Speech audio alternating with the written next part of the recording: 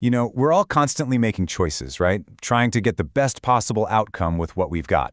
But what if there was an actual science to making the perfect choice, a way to use data to find that one single best path forward? Well, there is, and believe it or not, its story begins in the middle of a war.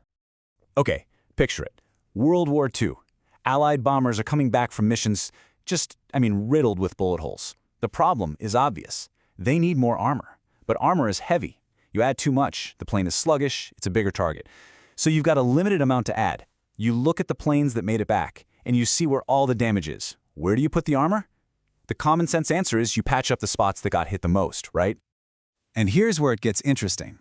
That obvious common sense answer? It's completely, totally wrong. In fact, acting on it would have been a disaster. See, this is one of those classic puzzles that shows you how easily we can be tricked by the data we can see and how important the data we can't see really is. That's right. The answer is to armor the places that are perfectly clean. Why on earth would you do that? Well, think about it. The military was only looking at the planes that survived. The data was biased. The planes that came back with holes in their wings and fuselage proved that a plane could take a hit there and still get home. But the planes that got hit in the cockpit or in the engine, well, those are the planes that never made it back at all. The missing bullet holes told the real story. The missing data was the most important data of all. This kind of brilliant, counterintuitive thinking wasn't just some one-off trick. It was the start of something much, much bigger. This method of using math and science to solve these incredibly complex problems under immense pressure, well, it sparked a whole new field of study. And that field is called operations research, or OR for short. And when I say its scope is huge, I mean it.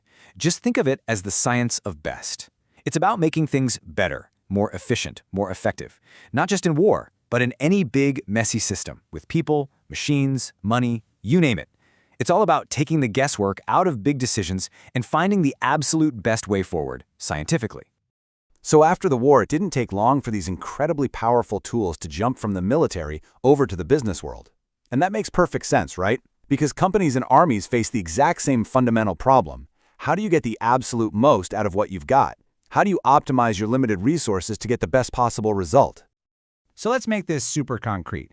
Here's a classic business problem. Let's say you make two products, A and B. As you can see, product B makes you more profit per unit. Easy choice, right? Just make a ton of B. But hold on. Both products need time on two different machines, G and H. And those machines only have so many minutes in a day. So your goal, your objective, is to maximize your total profit. But the machine times, those are your constraints. So what do? Is it still best to just pump out as much of product B as you can? Or is there a smarter mix? This exact type of puzzle is what a core tool in operations research called linear programming was built to solve. It's basically a mathematical technique for finding the absolute best outcome, whether that's the most profit or the lowest cost, by turning your goal and your limits into a set of clean, simple equations. It takes that whole messy production puzzle and makes it solvable. Now, with just two products, maybe you could sketch it out, do some trial and error, but what happens when you have hundreds of products, dozens of different machines, all sorts of supply issues? Suddenly, the number of possible combinations just explodes into the millions. There's no way you can just guess your way to the single best answer. You need a system. And that system, that big answer, came in 1947. A mathematician by the name of George B. Danzig developed a brilliant algorithm that could cut through all that complexity and find the perfect solution. He called it the Simplex Method. And this quote really nails the elegance of it. The Simplex Method isn't about wild guessing. It's an algorithm. It's a structured, step-by-step process that starts with a pretty good answer and then intelligently moves to a better one and then an even better one, always improving until it can't find a better solution. Okay, here's the best way to think about it. Imagine you're on a hillside, but it's completely foggy. Your goal is to get to the very highest point. So what do?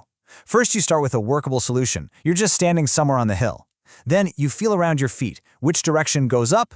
You take one step in the steepest possible upward direction. That's your best improvement. And then you just do it again, and again, and again.